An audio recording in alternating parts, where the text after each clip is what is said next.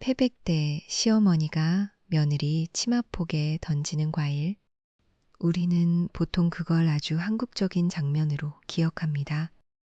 그런데 여기서 질문 하나 해볼게요. 그 대추는 처음부터 한반도의 과일이었을까요? 결론부터 말하면 지금 연구들이 가장 강하게 가리키는 곳은 한반도가 아닙니다. 중국 북부, 특히 황허중 하류입니다. 더 흥미로운 건 이 작은 열매가 단지 맛있어서 퍼진 게 아니라는 점입니다. 대추는 먹을거리였고, 약재였고, 저장식품이었고, 제사상과 혼례상 위에서는 상징물이었습니다. 오늘 이야기는 야생의 작은 열매가 어떻게 문명권의 의례 과일이 되었고, 다시 한반도에서 자손 번창의 상징이 되었는지를 따라가는 여정입니다. 먼저 우리가 말하는 대추부터 분명히 해두겠습니다. 여기서 다루는 대추는 학명으로 지지푸스 주주바, 보통 중국계 대추라고 부르는 종입니다. 열대와 아열대에서 많이 보는 인도계 대추와는 다르고 한약에서 산조인이라고 부르는 야생 대추 씨와도 구분해야 합니다. 대추의 기원에 대해서는 오래된 안내 자료에서 남유럽이나 서남아시아까지 넓게 설명하는 경우가 있습니다. 하지만 최근 유전체 연구와 고고식물학 연구는 조금 더 좁은 방향을 가리킵니다. 재배 대추가 야생 대추에서 길들여졌고 그 중요한 무대가 중국 북부의 황허중 하류였다는 겁니다. 황허는 중국 문명의 큰 줄기라고만 배우기 쉽지만 사실 이런 작물의 역사에서도 핵심 무대였습니다. 조와 기장 같은 잡곡만 있었던 게 아니라 사람들은 주변의 나무 열매도 꾸준히 살폈습니다. 고고학 자료를 보면 대추의 시간은 꽤 깊습니다. 허난성의 신석기 유적에서는 7,000년이 넘는 시기에 대추 흔적이 거론되고 북중국 기수유역 연구에서는 약 6,200년 전 무렵까지 가능성이 제시됩니다. 물론 여기서 조심해야 할 점이 있습니다. 어느 날 갑자기 야생 대추가 재배 대추로 바뀐 것은 아닙니다. 사람들은 처음엔 따 먹었을 겁니다. 그러다 더 크고 더 달고 씨와 과육의 비율이 좋은 나무를 남겼겠죠. 그렇게 오랜 시간 사람의 선택이 쌓이면서 야생 열매와 재배 과일 사이의 경계가 천천히 이동했습니다. 이것이 재배화입니다. 들판의 열매가 어느 순간 밭과 마을의 나무가 되는 과정. 대추의 첫 번째 반전은 바로 여기에 있습니다. 문명은 곡식만 길들인 것이 아니라 달콤한 나무의 미래도 길들였습니다. 그렇다면 왜 하필 대추였을까요? 세상에는 달콤한 열매가 많습니다. 하지만 대추는 몇 가지 장점을 동시에 갖고 있었습니다. 첫째, 당도가 높습니다. 설탕이 흔하지 않던 시대에 단맛은 단순한 취향이 아니라 귀한 에너지였습니다. 둘째, 말리기 좋습니다. 생대추는 아삭하지만 말린 대추는 오래 보관할 수 있고 먼 길도 갈 수 있습니다. 과일은 보통 시간과 거리에 약한 식품인데 대추는 말리는 순간 이동성이 생깁니다. 셋째, 척박한 환경에도 비교적 강합니다.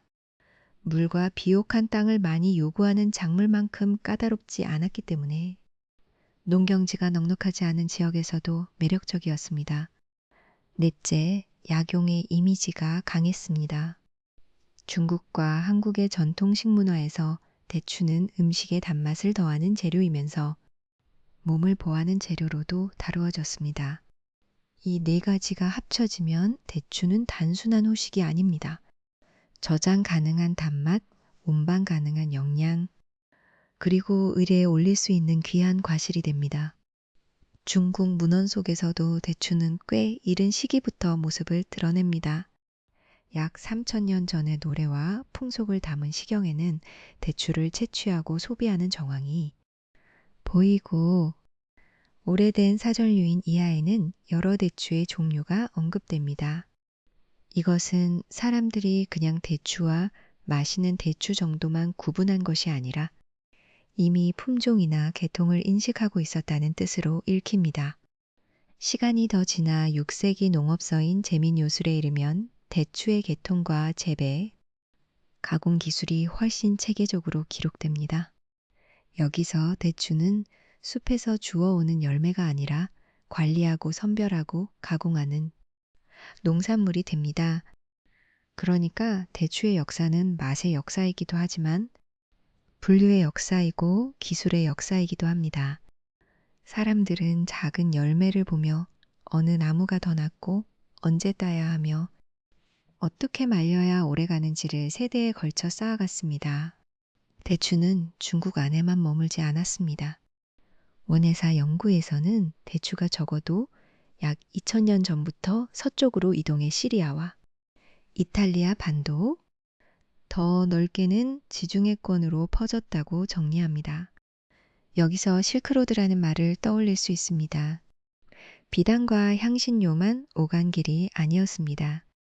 말린 과일, 씨앗, 묘목, 재배 기술도 이동했습니다. 다만 상상할 때 주의할 점이 있습니다. 한 상인이 대추 한 바구니를 들고 단번에 중국에서 로마까지 갔다기보다 여러 중간 지역을 거치며 조금씩 적응하고 옮겨졌다고 보는 편이 자연스럽습니다. 이동한 이유도 분명합니다. 대추는 말리면 가볍고 오래가며 낯선 땅에서도 비교적 견딜 수 있었습니다. 교역품으로도 정착 작물로도 가능성이 있었던 겁니다. 그래서 대추는 동아시아의 과일이면서 동시에 유라시아 교류사의 작은 증인이 됩니다. 다음 문장입니다. 이제 한반도로 와보겠습니다. 대추가 정확히 언제 처음 들어왔는지는 단정하기 어렵습니다. 삼국시대부터 귀한 과일이었다는 설명도 있지만 방송에서 확실하게 말하려면 직접 사료의 뒷받침이 필요합니다. 안전하게 말할 수 있는 것은 적어도 고려시대에는 대추가 제 음식으로 분명히 등장한다는 점입니다. 고려사 예지의 제사 음식 배열에는 마른 대추가 보입니다. 이것은 중요한 단서입니다. 대추가 그저 어디선가 먹는 과일이었다면 기록의 무게가 약했을 겁니다. 그런데 제사 음식으로 들어갔다는 것은 대추가 이미 의례에 적합한 과실로 받아들여졌다는 뜻입니다. 후대 지역 자료에는 고려시대에 대추나무 재배를 장려했다는 이야기도 전합니다. 이 부분은 조심스럽게 다뤄야 하지만 적어도 대추가 생활과 국가적 농업 관심의 경계에 있었음을 짐작하게 합니다. 조선 이후 대추는 한반도 문화 속에서 더 강한 상징을 얻습니다. 관혼상제, 그러니까 성년시, 혼례, 장례, 제사에 두루 쓰이는 과실이 됩니다. 특히 패백의 대추는 많은 사람이 기억하는 장면입니다. 시어머니가 대추와 밤을 며느리 치마폭에 던지고 그것을 자손 번창의 상징으로 해석합니다. 여기에는 대추의 생물학적 이미지가 겹쳐 있습니다. 대추나무는 꽃이 핀 자리에 열매가 많이 맺히는 나무로 인식되었고 붉고 단단한 열매는 생명력과 다산을 떠올리게 했습니다. 지금의 감각으로 보면 남자아이를 바라는 상징이 불편하게 느껴질 수도 있습니다. 하지만 문화사적으로 보면 대추는 집안의 지속과 풍요를 비는 물건이었습니다. 먹는 과일이면서 동시에 바람을 담는 그릇이었던 셈입니다. 한국 대추 이야기에서 빼놓기 어려운 곳이 산지입니다. 경산, 군위, 청도, 보은 같은 지역은 대추 주산지로 알려져 왔습니다.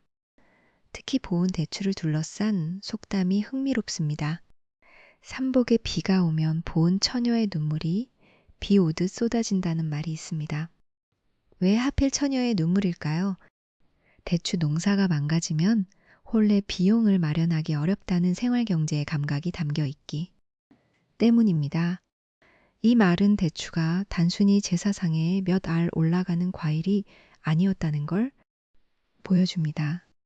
한 해의 수확이 집안의 계획과 결혼, 지역의 살림살이에 영향을 주었습니다. 대추나무 한 그루, 대추밭 한 구획이 현금 수입과 연결되던 세계가 있었던 겁니다. 그래서 대추는 민속의 상징이면서 동시에 농가 경제의 품목이었습니다. 오늘날에도 대추는 과거의 풍속 안에만 갇혀 있지 않습니다. 통계청의 임산물 생산비 조사에서도 대추는 별도 품목으로 다뤄집니다. 그러니까 대추는 여전히 누군가의 농사이고 비용이고 소득입니다. 동시에 우리는 명절 음식, 약밥, 삼계탕, 대추차, 제사상에서 대추를 만납니다. 재미있는 건 그때마다 대추의 성격이 조금씩 달라진다는 겁니다. 삼계탕 속 대추는 보양의 이미지가 강하고 약밥 속 대추는 단맛과 색을 보탭니다. 제사상의 대추는 격식을 만들고 패백의 대추는 축원을 표현합니다. 하나의 열매가 이렇게 여러 역할을 하는 경우는 생각보다 많지 않습니다. 그래서 대추를 보면 단순히 오래된 과일이라고 말하기보다 오래된 사회적 기술이라고 말하고 싶습니다. 말리고 나누고 바치고 빌고 팔 수 있는 열매였기 때문입니다. 처음 질문으로 돌아가 보겠습니다. 다음 문장입니다. 패백상 위의 대추는 한국적인가요? 맞습니다. 한국의 혼례와 제사 문화 속에서 대추는 매우 한국적인 상징이 되었습니다. 하지만 그 뿌리를 따라가면 북중국의 신석기 마을, 황허 유역의 야생 대추나무, 중국 고전의 품종인식, 실크로드의 이동, 고려와 조선의 의례 문화가 겹쳐 있습니다. 원산지와 문화의 주인은 꼭 같은 장소일 필요가 없습니다. 어떤 작물은 태어난 곳과 의미를 얻은 곳이 다릅니다. 대추가 바로 그렇습니다. 황허의 작은 열매는 이동하면서 저장식품이 되었고 약재가 되었고 제물과 혼례의 상징이 되었습니다. 그리고 한반도에서는 자손과 번창을 비는 붉은 과실로 오래 살아남았습니다. 오늘의 한 문장으로 정리하겠습니다. 대추는 한 곳에서 태어났지만 사람들이 그것에 바람을 얹어 옮길 때마다 새로운 고향을 얻은 열매입니다.